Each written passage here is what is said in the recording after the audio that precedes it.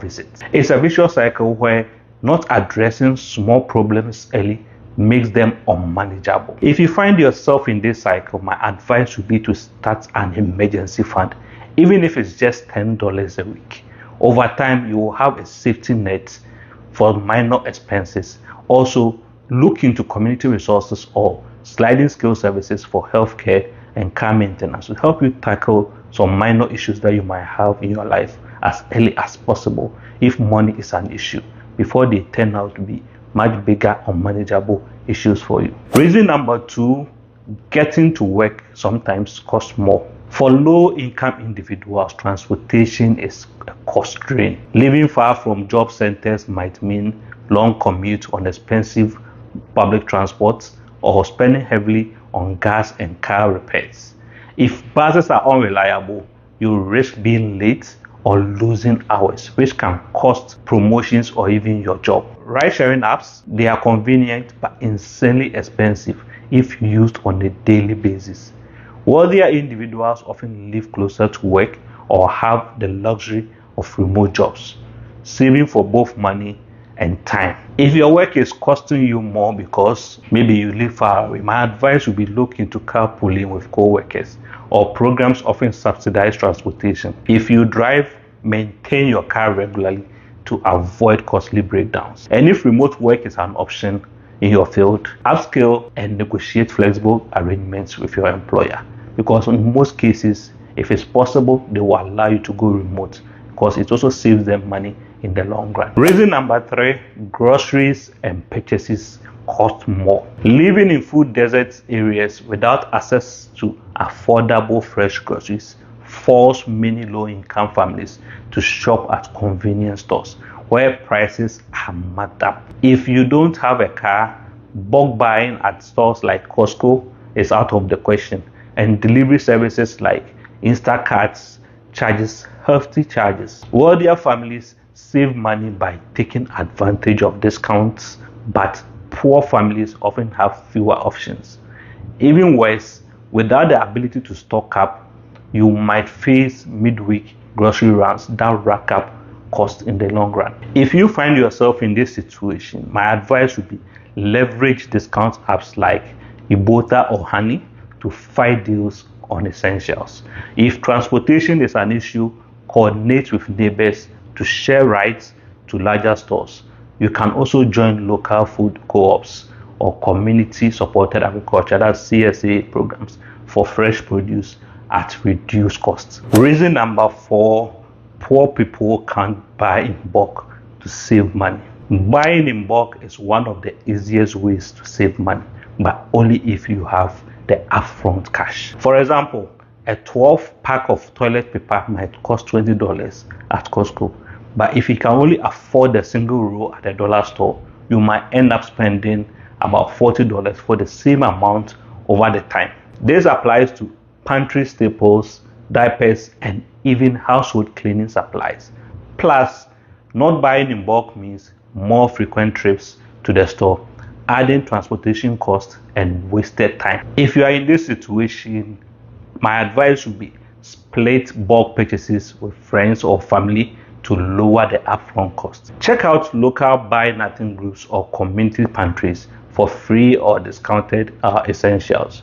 Some stores like Dollar General offer bulk options online with free in-store pickup. So basically you can just order it online and arrange for transportation to go and pick it up at your own convenience. Reason number 5, loans are taken just to survive. Payday loans or cash advances often feel like a lifeline, but their interest rates can be astronomical, sometimes up to 400% APR in some cases. Borrowing $500 can mean paying back somewhere around $750 or more, trapping you in a never-ending cycle of debt. For low-income families, this becomes a monthly routine just to keep the lights on, making it impossible to save or even invest.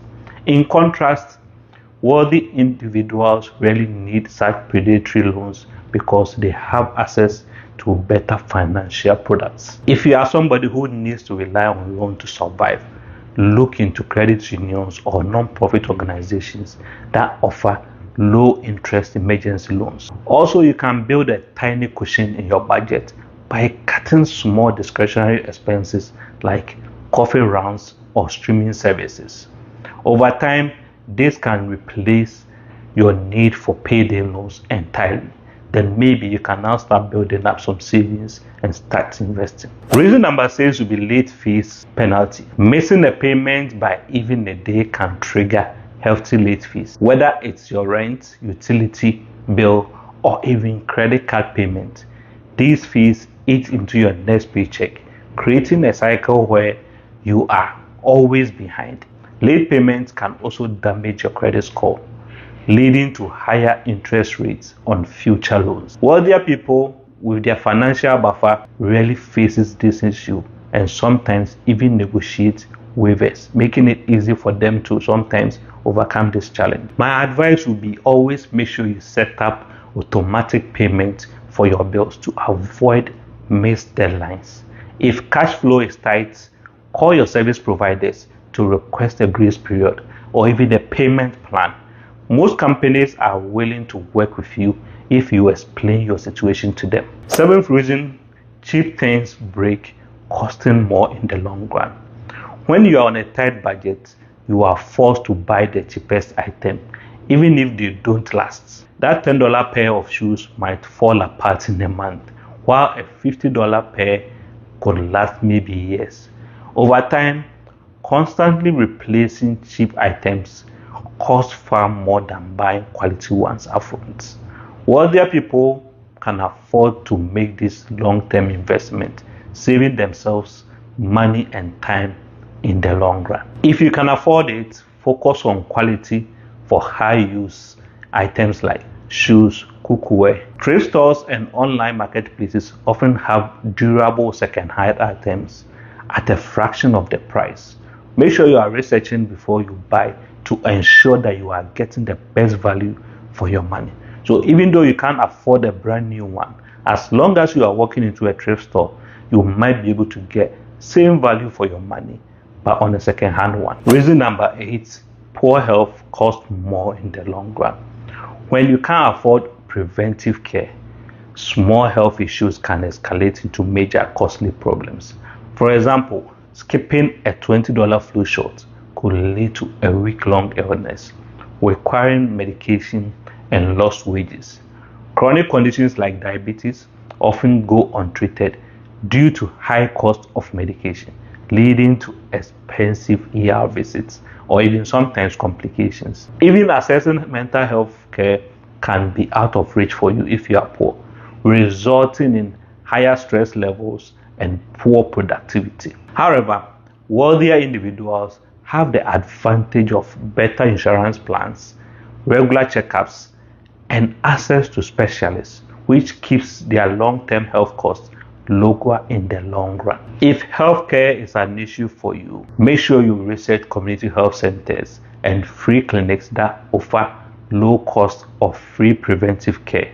Look into programs like maybe GoodRx to save on prescription and prioritize mental health through free or low cost online resources that might be available in your city, because most cities might have these resources available because they are interested in keeping cost of health low in the long run. Building a habit of exercise and healthy eating, often achievable through simple lifestyle adjustment, can also prevent long-term health costs in the long run. So you can look into this if your goal is to make sure that you save on your health care in the long run. Reason number 9, childcare is a crashing expense. Affordable childcare is a lifeline for working parents, but for many, it's completely out of reach. Daycare costs upwards of about $1,000 per month in many cities, leaving parents with limited choices, pay an exorbitant amount, rely on informal care that might not be reliable, or quit their jobs entirely. Quitting, of course, reduces income and often impacts long-term earning potential. However, a wealthier individual, on the other hand, can afford high-quality childcare or nannies, giving them the flexibility to focus on their careers and grow their income. If childcare is an issue for you, my advice would be look into state-funded programs or subsidies for childcare in the city that you find yourself. Some workplaces offer dependent childcare accounts or on-site childcare. So check with your employer if that facility is actually available where you work. And if you are part of a community, consider forming childcare co-ops where parents can take turns watching each other's children to save costs. Remember, every dollar you save will count in the long run. Reason number 10, renting is more expensive than owning. Many low-income individuals are stuck renting because they can't afford a down payment for a home. While renting seems cheap in the short term, it often costs more over time because rents are unpredictable and tend to rise. Home ownership, on the other hand, locks in the monthly payment and builds equity. But for renters, every dollar spent on rent is money they will never see again, creating a financial treadmill that it's hard to escape. If you are somebody who has dreams of possibly owning and currently renting, you can start by maybe saving for a down payment, even if it's just $50 a month. Look into first-time home buyer programs or even rent-to-own agreements in your area. If home ownership is out of reach for you now, consider negotiating a longer-term lease to lock in your rent prices or moving into less expensive area to save for the future, because sometimes just a change in location alone might help you reduce on your rent. Reason number 11 will be lack of access to high quality financial products. Poor individuals often don't have access to same financial tools as the wealthy people. While wealthy people enjoy low interest loans, credit cards with perks, and investment accounts, low income families are stuck with high interest credit cards, payday loans, or no access to credit at all. This lack of options makes it harder to save, invest, or even cover emergencies without incurring extra costs. If you are interested in high quality financial products or education, but don't at least have access to the finances, my advice would be join a local credit union, which often provides lower fees and better loan terms than the bigger banks. Use apps like Chime or Albert, which are designed to help those with lower incomes build saving and credit. Over time, focus on improving your credit score to unlock better financial products and terms in the long run. Reason number 12, predatory financial products always exploit the poor. From payday loans to rent to own furniture stores, predatory financial products are designed to trap low-income individuals into cycles of debt. These services often target those who feel like they have no other options, charging sky-high interest rates and hidden fees. For instance, that $500 payday loan could cost you about $1,000 to repay within months, whilst wealthier people rarely encounter these traps because they have access to safe financial tools. Wealthier people rarely encounter these financial traps because they have access to safer financial tools. If you don't want to find yourself in this cycle, my advice would be avoid payday loans at all costs by exploring alternative options like paycheck advances from employers or even community organizations. Educate yourself on predatory practices so you can spot and avoid them. If you are in a tough spot, consider speaking with a financial counselor who can help you navigate better options. Reason number 13, limited investment opportunities means lost wealth. When you are living paycheck to paycheck, investing seems impossible. This means that low-income families miss out on opportunities to grow their money through the stock market, real estate, or even other assets. Over decades, this compounds into significant wealth gap. For instance, someone investing $100 a month from the age of 25 to 65 could retire with over $500,000. Without the ability to invest, the poor are left with stagnant savings at best. My advice would be always start small. Many apps like Acorn or Stash lets you invest with little as $5. Focus on low risk, diversify your funds to build wealth over time, and make sure you take advantage of your employer 401k matching if it's available, as it's essentially free money for your future. Reason number 14, poor people pay more for housing utilities. Low-income families often live in older, less energy efficient homes or apartments, which can result in higher utility bills. Drafty windows, outdated heating systems, and poor insulation make it expensive to keep homes comfortable, whilst the wealthier individual, by contrast, will be living in newer homes with energy efficient appliances, solar panels that reduce costs over time. If you are a renter, I will advise that you ask your landlord to make basic energy efficient improvements like weather stripping your windows or upgrading the appliances. For homeowners, look into government grants or even rebates for energy saving upgrades. In the meantime, small changes like energy efficient bulbs and unplugging unused electronics possibly can make a difference and save you a few bucks here and there. Number 15, housing inequality keeps costs high. Housing inequality forces low-income families into neighborhoods with fewer resources and higher costs.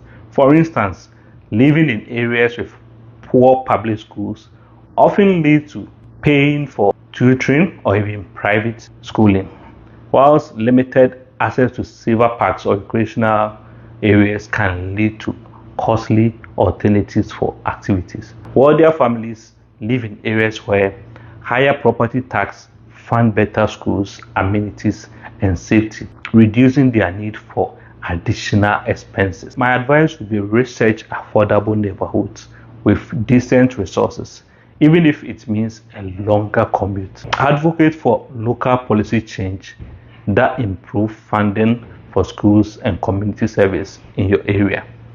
If moving isn't an option for you, seek out free or low-cost resources such as after-school programs or community centers and libraries. And there you have it. These are 15 ways that being poor is more expensive than you think. But more importantly, 15 ways you can fight back and take control over your finances. Let me know in the comments which of these challenges hit close to home for you. If this video inspired you, make sure to give it a thumbs up and share it to someone who might need it. Don't forget to subscribe for more insights on your personal finance and development. Let's keep building a brighter and more secure future together.